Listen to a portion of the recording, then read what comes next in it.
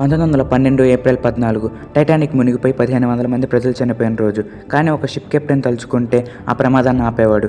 ఆ షిప్ పేరు SS California and ఆ కెప్టెన్ పేరు స్టాన్లీ లార్డ్. ఎందుకంటే టైటానిక్ వెళ్లాల్సిన రూట్లో అదే రోజు ఆ షిప్ వెళ్ళాలి, కానీ వెళ్ళలేదు. ఎందుకంటే మంచు పర్వతాలు ఎక్కువ ఉన్నాయి కాబట్టి వెళ్ళడం మంచిది కాదని ఆ షిప్ కెప్టెన్ ఆ షిప్ను ఆపేశాడు. కానీ అతను చేసిన తప్పేంటంటే రేడియో సిగ్నల్స్ కూడా ఆఫ్ చేయడమే. కొంతసేపటికి టైటానిక్ మంచు పర్వతాన్ని గుద్ది ఆగిపోయింది. అప్పటికి ఎస్ఎస్ కాలిఫోర్నియా మరియు టైటానిక్ ఉన్న దూరం 35 కిలోమీటర్లు, అంటే ఓషన్లో ఐసైట్లోనే ఉందని అర్థం. అప్పటికి టైటానిక్ షిప్ నుంచి రేడియో సిగ్నల్స్ వచ్చాయి. టైటానిక్లోని ప్రజలు పెద్ద పెద్ద క్రాకర్స్ని కాల్చి సిగ్నల్స్ ఇచ్చారు. కానీ ఆ కెప్టెన్ టైటానిక్ కూడా వెళ్లకుండా ఆగిపోయి సెలబ్రేషన్ చేసుకుంటుంది అని భ్రమపడ్డారు. కరెక్ట్గా రాత్రి 11:40 ఏప్రిల్ 14న టైటానిక్ చూశాడు. సో అలా ఓషన్లో వచ్చే అలల శబ్దాల వల్ల ప్రజల అరుపులు వినబడలేదు.